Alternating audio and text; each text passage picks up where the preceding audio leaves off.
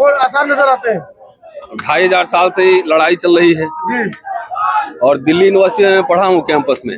यहाँ रहते हुए मुझे 27 साल हो गए तकरीबन कैंपस में, और कभी ऐसा नहीं हुआ आज जो हुआ यहाँ पर। कभी ऐसी रैली जो है दलितों की, पिछड़ों की और जो न्याय में विश्वास रखने वाले लोग हैं, ऐसी रैली कभी नहीं हुई। 13 पॉइंट रोस्टर में हुई थी सर। हाँ, तो उसमें तो बाकी लोग तो वो किया था, लेकिन ये एक दमन के खिलाफ, वो अधिकार के लिए था, वो सबके अधिकार के लिए था। ये दमन के खिलाफ देश के कोने कोने से लोग यहाँ पहुंचे हैं, देश के कोने कोने से। तो इसका क्या मतलब है कि जो 2500 साल की लड़ाई है और 10 साल में मोदी जी की सरकार में प्रिंसिपल से लेके वाइस चांसलर सब मनबड़ू हो गया, इसको मनबड़ू बोलते हैं। मन बढ़ गए सबके, तो उसके खिलाफ मैं भी लड़ रहा हूँ और रितु सिंह भी लड़ रही है। लड़ाई तो एक ही है, वो लड़ाई हमारी व्यक्तिगत नहीं है। मुझे पता है कि मेरा दमन होता तो इसलिए नहीं दमन होता कि मैं रतन लाल हूं, मैं किस जात का हूं इसलिए दमन होता है। तो लेकिन अब देश जो समाज समझ रहा है ना कि हम लोग लगातार जो आवाज उठा रहे हैं, अगर मैं चुपचाप नौकरी करता और समाज में जो भेदभाव दमन हो रहा है, जो हिंसा फैल रही है, सांप्रदायिक नफरत फैलाए जा रहे हैं, वो सब पे नहीं बोलता, चुपचाप रहता, तो क्या दिक्कत थी? हमें लड़ने की कोई जरूरत नहीं थी। रितु सिंह भी चुपचाप रहती, लड़ने की कोई जरूरत नहीं। क्यों हम लोग के ऊपर एक्शन हो रहा है? लेकिन 1 महीने से ज्यादा हो गई लड़ाई आपकी और आपको सफलता नहीं मिल पा रही है। प्रोफेसर साहब, एक बात समझ में नहीं आती है। 1 महीने से नहीं, मैं तो 7 साल से लड़ रहा हूँ। जी जी जी, आपका भी मामला तो साथ नहीं मिल रही, नहीं मिल, लड़ तो रहे हैं ना जी। सरेंडर किया, कहीं आंख झुका है? तो सफलता क्या चाहते हैं कि एक दिन में ऐसे फिटकरी लगाए सफलता मिलती है? पूरी व्यवस्था पे मनुवाद काबिज है, कोर्ट में भी न्याय नहीं मिलता है। ये लड़ाई तो सड़क की लड़ाई है ना। लगातार समाज को जागृत होने में जो है वक्त लगता है। ये सवाल है कि पहले हम लोग 1, 2, 4 लोग बोल रहे थे, अब हजारों की संख्या में देश के कोने कोने में आवाज उठ रही, और अब लड़ाई ना हमारे प्रमोशन, मेरे ऊपर तो आपको पता है महिला उत्पीड़न केस लगाया उसने, तो लगाया तो मैं अगर गलत था तो 7 साल रोके क्यों हो, मुझे सजा देते ना है। लेकिन उसको डर के मारे रिपोर्ट की कॉपी अभी तक नहीं आ रही। रितु सिंह को फर्जी मामले में फंसाई, उसके ऊपर FIR दर्ज हो गया, प्रिंसिपल पे चार्जशीट हो गया, लेकिन उस पे एक्शन नहीं हुआ। और मुझे FIR खाली हुआ, 1 दिन के लिए गिरफ्तार हुआ, तुरंत FIR हुआ, 1 दिन में गिरफ्तारी हो गई, 1 दिन में बेल ही मिल गया। तो मेरा छुट्टी नहीं मिलेगा, मेरा प्रमोशन नहीं होगा, मुझे लंदन नहीं जाने दिया जाएगा। तो क्या है? सीधा और सीधा खुली लड़ाई है। ये मनुवाद और संविधान की लड़ाई है, बाबा साहब मनुवादी विचारधारा की लड़ाई है। एक तरफ गौतम बुद्ध, पेरियार, फूले, अंबेडकर हैं, साहू जी महाराज हैं, कांशीराम है, दूसरे तरफ इनका मनु बाबा है। तो अब तो खुल के आज देखिए, इतना भीड़ कभी यूनिवर्सिटी में नहीं हुई है। प्रोफेसर साहब, मनुवाद की बात आप कर रहे हैं, उसी मनुवाद के बच्चे हमारे यहाँ प्रवक्ता बन रहे हैं क्या? कहाँ पे बन रहे हैं मैं नहीं जानता। आज पूनम पंडित को पत्रकारों ने घेर लिया, कहाँ पे? इसी प्रोटेस्ट में। अच्छा, मैं था नहीं आई, भागना पड़ा मौके से। नहीं आई है तो क्यों भगाने की जरूरत नहीं थी ना।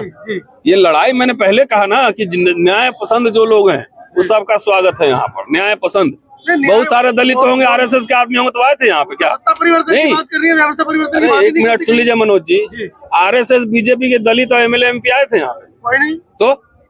तो मैं, मेरी समझ कुछ और है। वो तो पार्टी का भाई वेतन भोगी आदमी है, वो थोड़ी आएगा। उसको तो जात के नाम पे उसको खाली सुविधा दिया जाता है और कहा जाता है कि तुम्हारे जात का दमन करेंगे तो चुपचाप बैठ के खाली देखो, नजारा देखो।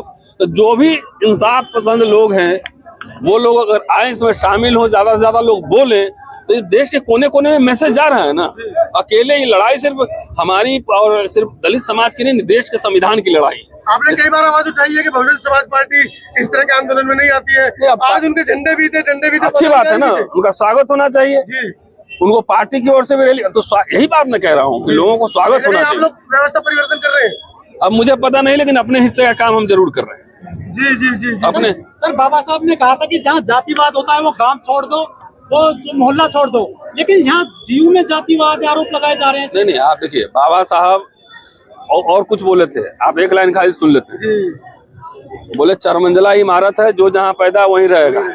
आप चंद्रमा पे चंद्रयान 3 गया है ना, 500 आदमी को यहाँ भेज दो, 2 साल बाद जात के हिसाब से वहां भी मोहल्ला बन जाएगा। तो गांव और शहर छोड़ने की बात नहीं है। जहां है उत्पीड़न दमन हो रहा है वहीं लड़ो, वहीं लड़ो, वहीं आंख में आंख मिला के बात करो ना। तो मुझे पता है कि दलित सब जब आंख में आंख मिला के डांटता है ना, बात करता है, तो हड्डी में चोट लगता है, समझ गए? क्योंकि आपको देखने की आदत है कि इसका फटा कपड़ा होना चाहिए, झुका होना चाहिए, नजर झुकी रहे, है ना, थोड़ा खराब खाना खाए, उसको खराब दिखे, अच्छे कपड़े नहीं पहने। तो आप देखिए मेरा ब्रांडेड शर्ट है कि नहीं, बहुत महंगे शर्ट है, जीन्स भी महंगे हैं, चश्मा भी महंगा है, और सुन लो अभी भी और वहां जब बैठ के जब उनसे आंख में आंख मिला के डांटता हूँ ना, मुझे पता है कि कहाँ मस्तिष्क में और हड्डी में कहाँ कहाँ चोट लगता है। इसलिए जहां जो है, डरो नहीं, लड़ो, भागो नहीं दुनिया पर। सर लोग कहते हैं कि पढ़ लिख लेते हैं तो जातिवाद खत्म होता है, सब बराबर हो जाता है। पढ़े लिखे लोगों ने ही जातिवाद बनाई है। जो धर्मशास्त्र लिखा है, जो मनुस्मृति लिखा है, निपट अनपढ़ ब्राह्मण ने नहीं लिखा है ना। तो पढ़े लिखे लोगों ने ही जातिवाद बनाई है। इसलिए कंफ्यूजन में मत रहिए। जो जितना पढ़ा होता है, देख रहे हैं ना, विश्वविद्यालय भी मनुवाद का अड्डा बना हुआ। काहे के लिए आप लोग यहाँ पे? जो जितना पढ़ा रहेगा उतना जातिवादी होगा, ये भी तय है। हम किसके खिलाफ लड़ रहे हैं? किसके खिलाफ लड़ रहे हैं? मैं तो चुनौती दे रहा हूँ ना। आज के इस ऐतिहासिक जमावड़े से, बहुजनों के जमावड़े से क्या संदेश क्या होगा? ये बहुत तगड़ा संदेश सरकार को भी चला गया होगा। अभी भी कह दिया गया है कि अब सरकार बदलेंगे तभी मानेंगे। इस प्रोटेस्ट को कमजोर करने के लिए सामने भी एक कोई बात नहीं, छोड़ दीजिए। प्रोटेस्ट करना सबका डेमोक्रेटिक राइट है, लेकिन हर महीने एक बड़ी रैली यहाँ पे होगी। आप इत्मीनान से रहिए, जब तक इस सरकार नहीं पलटेगी। चलती रहेंगी, संघर्ष करते रहेंगे, मगर न्याय कब तक मिलेगा? तो कैसे मिलेगा आप बताइए मुझे? कैसे मिलेगा? क्या होना चाहिए सर? क्या होना चाहिए? कैसे होना चाहिए सर? आप लोग समझते नहीं, रैली से ही न्याय मिलेगा। 2 अप्रैल भारत बंद हुआ था, तब न्याय मिला ना थोड़ा सा। 5 मार्च रोस्टर का आंदोलन लड़े तो न्याय मिला ना, रोस्टर का न्याय मिला ना। तो आप चाहते हैं हिंग फिटकरी की तुरंत न्याय मिलेगा? पूरे व्यवस्था पे कैप्चर्ड है वो। तो इसलिए आप घबराइए नहीं, लड़ते रहिएगा। चुप रहिएगा तो नहीं मिलेगा। लड़ते लड़ते मर जाएंगे। कोई बात नहीं। ये वो समाज है, हड्डियों के ऊपर खाल नहीं है। कोई बात नहीं, तब भी 2500 साल से लड़ाई तो चल रही है ना। हर युग में कुछ लोग लड़ने वाले पैदा हुए हैं ना। तो जो मरे हुए उस पर क्यों बात करें? जो लड़ रहे हैं उस पर बात करेंगे ना। इसी 10 साल में 3 बार किसानों ने एक बार हराया सरकार को। दलितों ने 2 अप्रैल वाला आंदोलन सफल किया। अभी जो है 5 मार्च का रोस्टर आंदोलन विश्वविद्यालय ही गढ़ था, यहीं से शुरू हुआ था पूरा। इसी जिस जगह आप खड़े हैं, सरकार को हरना पड़ा ना। तो लड़ते रहना है, बोलते रहना है। ये क्या आज क्यों नहीं मिला? नहीं मिलेगा भाई। उसका चपरासी से लेकर प्रधानमंत्री कार्यालय तक उसके सिस्टम पूरे बने हुए हैं। कोर्ट में भी जाएंगे तो आपको तुरंत न्याय नहीं मिले, जानते हुए भी। मैं तो सुप्रीम कोर्ट तक लड़ा हूँ ना मुकदमा। अभी भी 4 हाई कोर्ट में चल रहे हैं। 31 हजारी में है, एक कानपुर में है। मुकदमे है। तो मेरा जमीन का लड़ाई है। एक मिनट, बिल्कुल व्यक्तिगत नहीं ना। मुकदमा किस लिए लड़ रहा हूँ? समाज के बिहाफ पे लड़ रहा हूँ।